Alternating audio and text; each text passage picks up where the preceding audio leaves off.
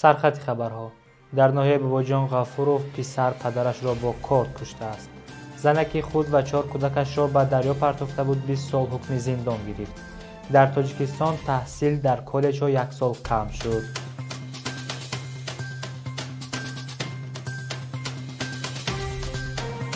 درود بیننده عزیز، نشر نوی برنامه نوید 7 روز از یارتیجه منظوری شماست. در این نشر شما را با مهمترین خبرهای هفته اخیر آشنا می‌سازیم. با شما هستم ایدیبکی سید از دوشنبه. یک ساکن 34 ساله ساکن ناحیه باباجان غفوروف با گمان لطوکوب و کشتار پدر 67 سالش با کار دستگیر شده است. گفته می شود پدر و پسر در حالت مستی با هم مناقشه کردند. در گزارش ویدیویی میلیسیا خبر می‌دهد ریاست وزارت کارهای داخلی در ولایت زغد دستگیر شده در این باره نشان داد می‌دهد. گمانبر در گزارش گفته است پدرم مرا زدند، من پدرم را زدم، بعد دیدم که نبضشان نمی‌زند، جان کندند. برای پنهان کردن جنایت پدرم را به حوض پرتافتم. به اطلاع میلیسیا نسبت دستگیر شده با ماده 104 کدکس جنایتی آدمکشی پرونده جنایتی آغاز کرده شده است. طبق این ماده شخصی گمانبر از 8 تا 15 سال جزای محروم ساختن از آزادی تهدید می‌کند. زنکی خود و 4 کودکش را به دریا پرتافته بود. 20 سال حکم زندان گرفته است. مدینه حلیمова ساکن 27 ساله ناحیه فرخار که خود و 4 کودکش را به دریای سرخاب انداخته بود به 20 سال زندان محکوم شده است. در این باره رادیو آزادی خبر داده می‌نویسد که حکم دادگاهی منطقه کولاب روز 9 اکتبر صادر شده است. حادثه شب 29 به 30 ایون رخ داده بود که زن 4 کودک خردسال از 3 ماه تا 5 ساله را همراه خود به دریای سرخاب پرتافت.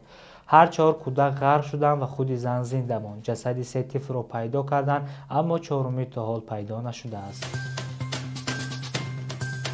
طبق مقررات قانون نوی جمهوری تاجیکستان درباره تحصیلات میانه کسبی تحصیل در کالج‌های کشور 1 سال کم شده است. قانون نو 1 اکتبر از جانب امام علی رحمان امضا شد و قانونی در سال 2015 در این سمت قبول شده را از اعتبار ساقط می‌نماید. قانون از 7 باب و 32 ماده عبارت بوده. مهمترین نوگانی آن کم کردن مهلت تحصیل در کالج‌های کشور می‌باشد. از جمله برای شخصانی که تحصیلات اساسی صنف 9 دارند مهلت تحصیل در کالج از 4 به 3 سال کم کرده می‌شود. برای شخصانی که تحصیلات میانه عمومی صنف 11 دارند مهلت تحصیل از 3 سال به 2 سال کم کرده می‌شود. اینچنین در قانون نو شکل‌های تحصیل دوالی پیش بینی شده است. این نظام تعلیم نظریه را با عملیه یکجا می‌کند. دانشجویان قسم وقت را در کالج‌ها و قسم دیگر را در کارخانه یا تشکیلات می‌گذرانند. این نظام امکان می‌دهد که دانشجویان از آغاز تحصیل در عملیه و روند کار باشند. طبق اطلاع رسمی در تاجیکستان 65 مؤسسه تحصیلات ابتدایی کسبی و 88 مؤسسه تحصیلات میانه کسبی فعالیت می‌کنند. سال 2023 در تاجیکستان کمیته به تحصیلات ابتدایی و میانه کسبی نزد حکومت کشور تأسیس یافت و نظارت اداره لیسه و کالج‌های کشور از وزارت معارف و علم به دوش کمیته نو تأسیس داده شد. در 8 ماه سال 2025 از قلمرو روسیه بیش از 35,000 شهروند خارجی اخراج شده است. در این باره ویاچسلاو ولودین رئیس دومای دولتی روسیه خبر داده در صفحه خود در ماکس نوشته است که تا 1 سپتامبر سال روان 770,000 نفر مهاجر در رویخط شخصانی نظارت شونده وزارت کارهای داخلی این کشور قرار دارند و به نوشته او 3/1 آنها را زنان و کودکان تشکیل می‌دهد.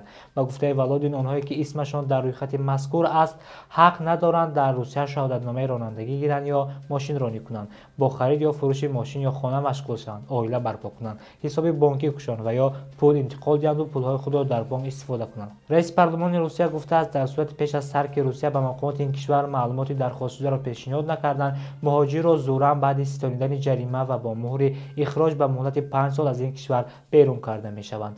این مقامدار روس چاره‌های جاری شده را راه‌های مساعدت برای به تنظیم درآوردن ساحه مهاجرت در این کشور می‌داند. دوام سال 2024-2025 ده‌ها حالت اخراج گروهی شهروندان تاجیکستان از روسیه رسانه‌ای شده. این کشور قانونگذاری خود را در سمت مهاجرت شدیدتر کرد. چند پیش ولادیمیر پوتین پرزیدنت روسیه ضمن سفر دولتی خود به تاجیکستان گفت در کشورش بیش از 1 میلیون شهروند تاجیکستان در ساحه ساختمان و کمونالی، خدمت رسانی و صنعت کار می‌کنند.